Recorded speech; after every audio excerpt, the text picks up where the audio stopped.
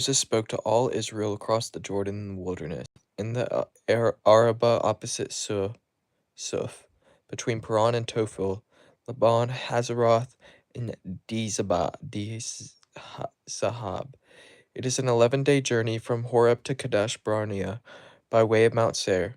In the 40th year, in the 11th month, on the first of the month, Moses told the Israelites everything the Lord had commanded him to say to them.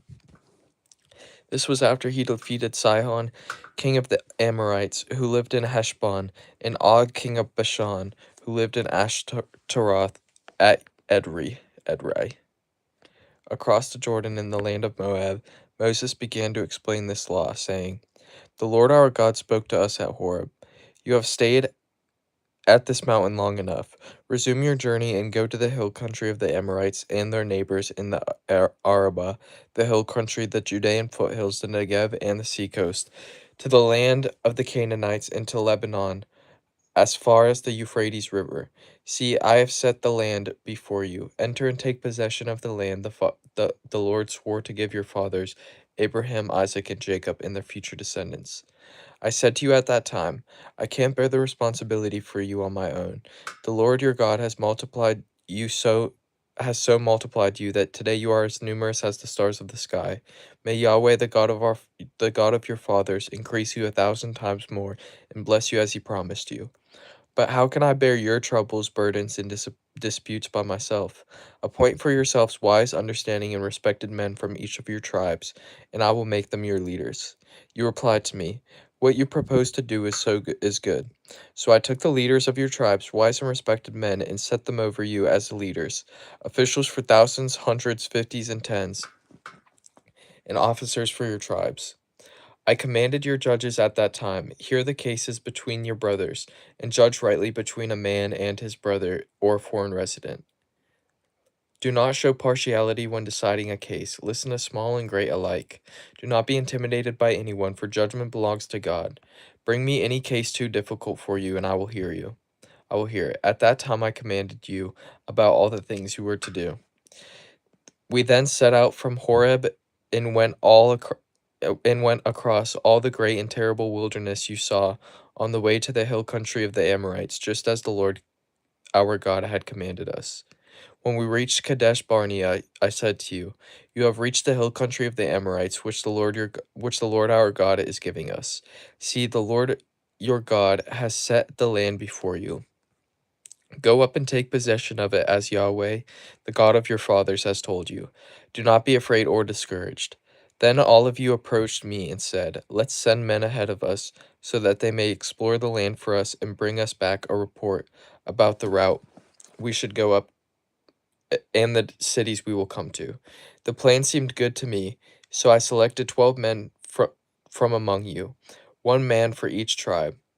They left and went up into the hill country and came to the valley of Eshcol, scouting the land. They took some of the fruit from the land in their hands, carried it down to us, and brought us back a report. "The land the Lord our God is giving us is good." But you were not willing to go up, rebelling against the command of the Lord your God.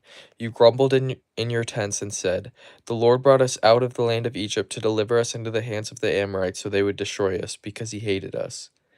Where can we go? Our brothers have discouraged us, saying, 'The people are larger and taller than we are. The cities are large, fortified to the heavens.' We also saw the descendants of Anakim there. So I said to you, don't be terrified or afraid of them. The Lord your God, who goes before you, will fight for you, just as you saw him do for you in Egypt. And you saw in the wilderness how the Lord your God carried you as a man carries his son, all along the way you traveled until you reached this place." What's up, Kimberly? "But in spite of this, you did not trust the Lord your God, who went before you on the journey to seek out a place for you to camp.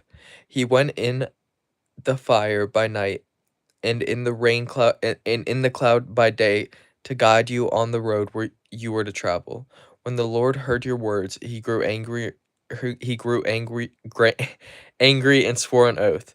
'None of these men in this evil generation will see the good land I swore to give your fathers, except Caleb the son of Jephunneh, He will see it, and I will give him and his descendants the land on which he has set foot, because he followed the Lord completely. The Lord was angry with me also because of you, and said, You will not enter there either. Joshua son of Nun, who attends you, will enter it. Encourage him, for he will enable Israel to inherit it. Your little children, whom you said would be plunder, your sons who don't know good from evil, will enter there. I will give them the land, and they will take possession of it. But you are to turn back and head for the wilderness by way of the Red Sea. You answered me, We have sinned against the Lord. We will go up and fight just as the Lord our God commands us. Then each of you put on his weapons of war, and thought it would be easy to go up into the hill country. But the Lord said to me, Tell them, Don't go up and fight, for I am not with you to keep you from being defeated by your enemies. So I spoke to you, but you didn't listen. You rebelled against the Lord's command and defiantly went up into the hill country. Then the Amorites who lived there came out against you and chased you like a swarm of bees. They routed you from Seir as far as Hormah. When you returned, you wept before the Lord, but he didn't listen to your requests or pay attention to you. For this reason, you stayed in Kadesh as long as you did. Then we turned back and headed for the wilderness by way of the Red Sea, as the Lord had told me, and we traveled around the hill country of Seir for many days. The Lord then said to me, You've been traveling around this hill country long enough. Turn north, command the people. You are about to travel through the territory of your brothers, the descendants of Esau, who lived in Seir. They will be afraid of you, so you must be very careful. Don't fight with them, for I will not give you any of their land, not even an inch of it, because I have given Esau the hill country of Seir as his possession. You may purchase food from them with silver, so that you may eat, and buy water from them to drink. For the Lord your God has blessed you in all the work of your hands. He has watched over your journey through this immense wilderness. The Lord your God has been with you this past 40 years, and you have lacked in nothing. So we bypassed our brothers, the descendants of Esau who live in Seir. We turned away from the Arabah road and from Elath and Ezion Geber. We traveled along the road to the wilderness of Moab. The Lord said to me, Show no hostility toward Moab, and do not provoke them to battle, for I will not give you any of their land as a possession, since I have given Ar as a possession to the descendants of Lot. The Emim, a great and numerous people as tall as the Anakim, had previously lived there. They were also regarded as Rephaim, like the Anakim, though the Moabites called them Emim. The Horites had previously lived in Seir, but the descendants of Esau drove them out, completely destroying them completely and settling in their place, just as Israel did in the land of its possession the Lord gave them. The Lord said, Now get up and cross the Zered Valley. So we crossed the Zered Valley. The time we spent traveling from Kadesh Barnea until we crossed the Zered Valley was 38 years, until the entire generation of fighting men had perished from the camp, as the Lord had sworn to them. Indeed, the Lord's hand was against them, to eliminate them from the camp until they had all perished. When all the fighting men had died among the people, the Lord spoke to me. Today you are going to cross the border of Moab at Ar. When you get close to the Ammonites, don't show any hostility to them or fight with them, for I will not give you any of the Ammonites' land as a possession. I have given it as a possession to the descendants of Lot. This too used to be regarded as the land of the Rephaim. Rephaim lived there previously, though the Ammonites called them Zamzumim, a great and numerous people, tall as the Anakim. The Lord destroyed the Rephaim at the advance of the Ammonites, so that they drove them out and settled in their place. This was just as he had done for the descendants of Esau who lived in Seir, when he destroyed the Horites before them. They drove them out and have lived in their place until now. The Caphtorim, who came from Caphtor, destroyed the Avim, who lived in villages as far as Gaza, and settled in their place. The Lord also said, Get up, move out, and cross the Arnon Valley. See, I have handed Sihon the Amorite, king of Heshbon, and his land over to you. Begin to take possession of it, engage him in battle. Today I will begin to put the fear and dread of you on the peoples everywhere under heaven. They will hear the report about you, tremble, and be in anguish because of you. So I sent messengers with an offer of peace to Sihon, king of Heshbon, from the wilderness of Kedemoth, saying, Let us travel through your land. We will keep strictly to the highway. We will not turn to the right or to the left. You can sell us food in exchange for silver so we may eat, and give us water for silver so we may drink. Only let us travel through on foot, just as the descendants of Esau who live in Seir did for us, and the Moabites who live in Ar, until we cross the Jordan into the land the Lord our God is giving us. But Sihon, king of Heshbon, would not let us travel through his land, for the Lord your God had made his spirit stubborn and his heart obstinate, in order to hand him over to you, as has now taken place. Then the Lord said to me, See, I have begun to give Sihon and his land to you. Begin to take possession of it. So Sihon and his whole army came out against us for battle at Jahaz. The Lord our God handed him over to us, and we defeated him, his sons and his whole army. At that time we captured all his cities and completely destroyed the people of every city, including the women and children. We left no survivors. We took only the livestock and the spoil from the cities we captured as plunder for ourselves. There was no city that was inaccessible to us from Arwar on the rim of the Arnon valley, along with the city in the valley, even as far as Gilead. The Lord our God gave everything to us, but you did not go near the Ammonites' land, as all along the bank of the Jabbok River, the cities of the hill country, or any place that the Lord our God had forbidden. Then we turned and went up the road to Bashan, and Og, king of Bashan, came out against us with his whole army to do battle at Edrei. But the Lord said to me, Do not fear him, for I have handed him over to you, along with his whole army and his land. Do to him as you did to Sihon, king of the Ammonites, who lived in Heshbon. So the Lord our God also handed over Og, king of Bashan, and his whole army to us. We struck him until there was no survivor left. We captured all his cities at that time. There wasn't a city that we didn't take from them. 60 cities, the entire region of Argob, the kingdom of Og and Bashan.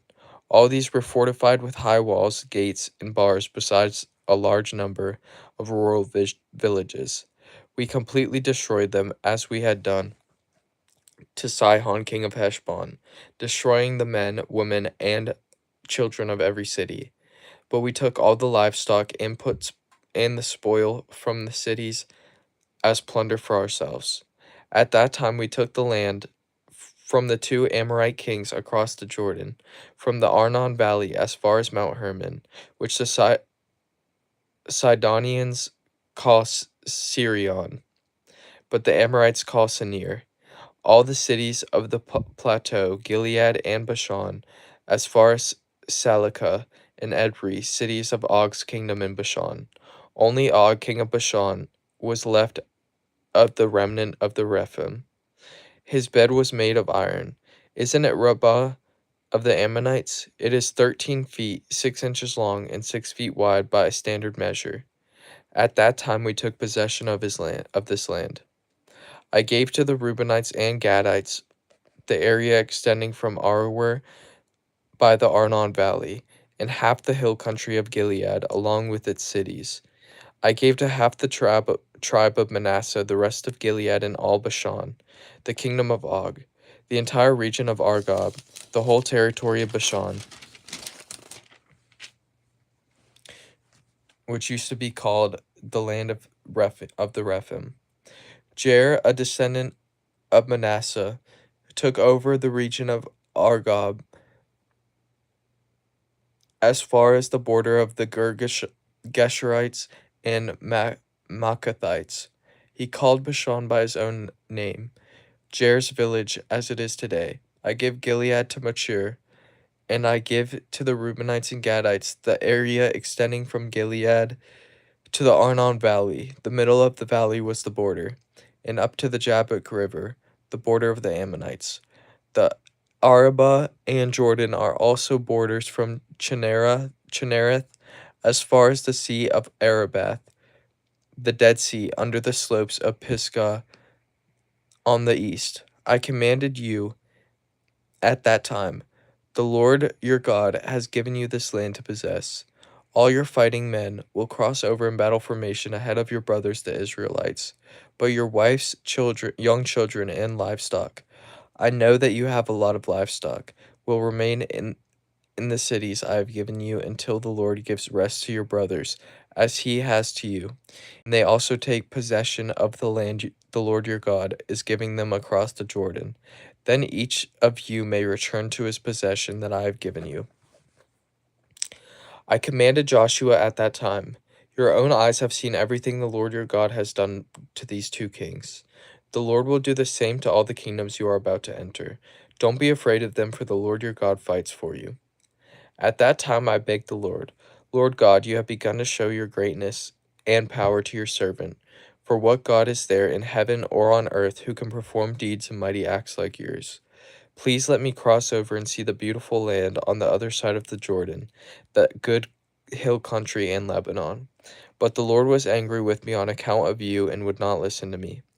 The Lord said to me, That's enough. Do not speak to me again about this matter. Go to the top of Pisgah and look to the west, north, east, south, and east, and see it with your own eyes, for you will not cross this Jordan. But commission Joshua and encourage and strengthen him, for he will cross over ahead of the people and enable them to inherit this land that you will see. So we stayed in the valley facing Beth Peor. Thanks, Shimmy. Now, Israel, listen to the statutes and ordinances I am teaching you to follow, so that you may live, enter, and take possession of the land Yahweh, the God of your fathers, is giving you. You must not add anything to what I command you, or take anything away from it, so that you may keep the commands of the Lord your God I am giving you. Your eyes have seen what the Lord did at Baal Peor, for the Lord your God destroyed every one of you who followed Baal at Peor. But you have remained faithful to the Lord your God.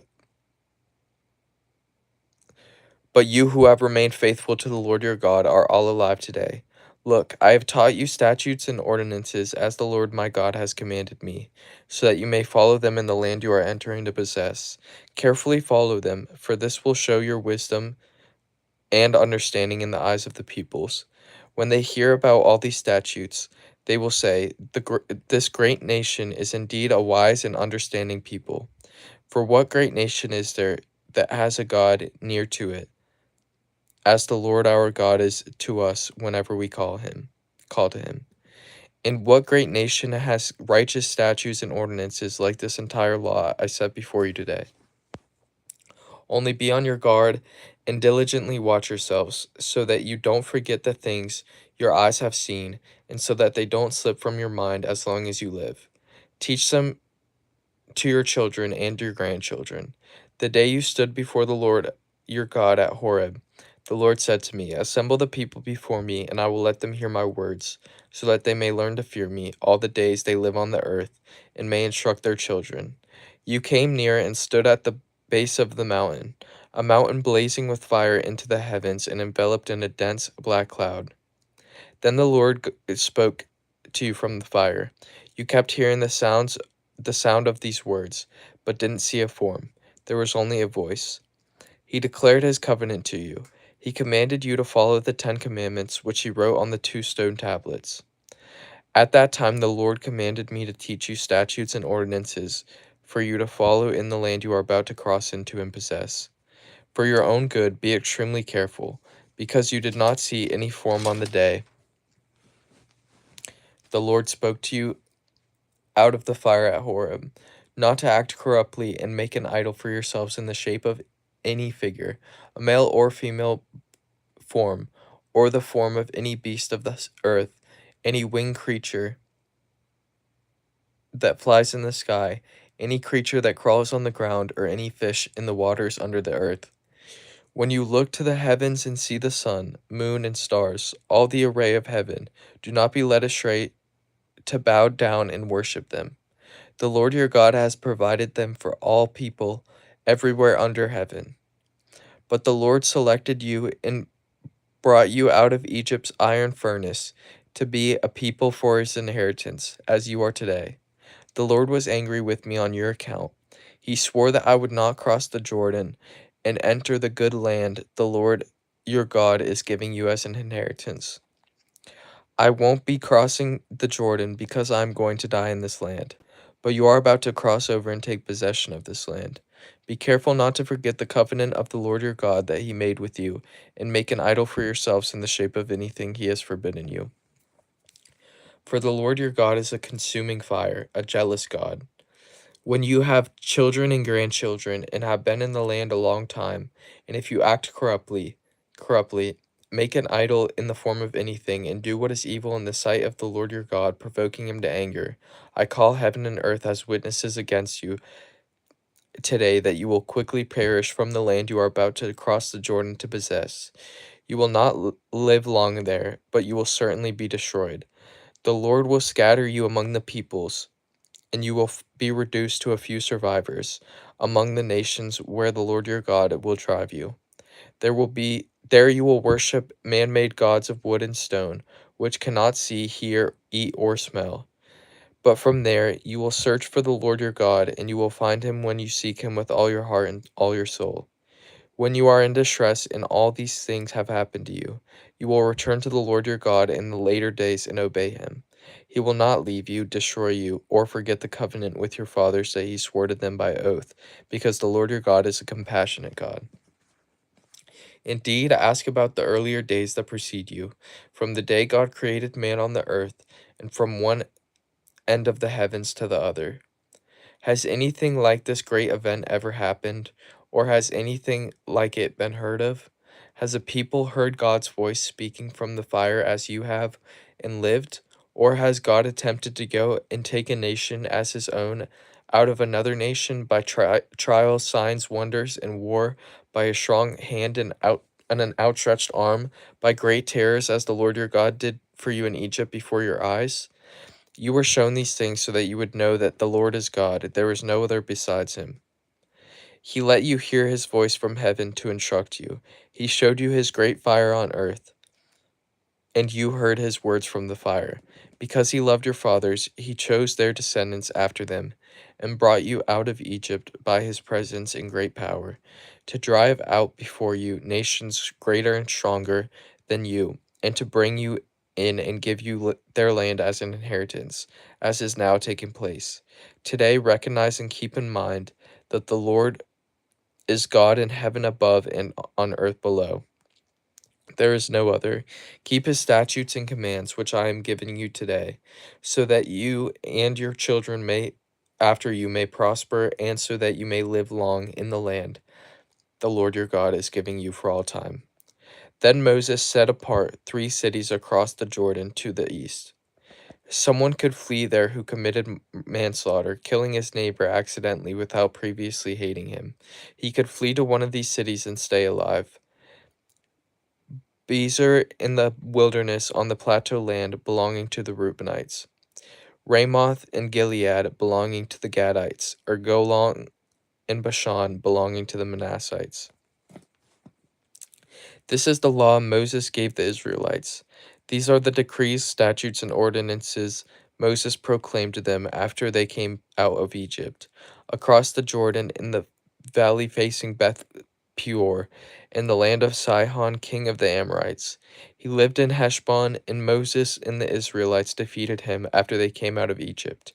They took possession of his land in the land of Og, king of Bashan, the 2 Amorite kings who were across the Jordan to the east, from Aroer on the rim of the Arnon Valley as far as Mount Sion, that is Hermon, on all the Arabah on the east side of the Jordan, as far as the Dead Sea below the slopes of Pisgah.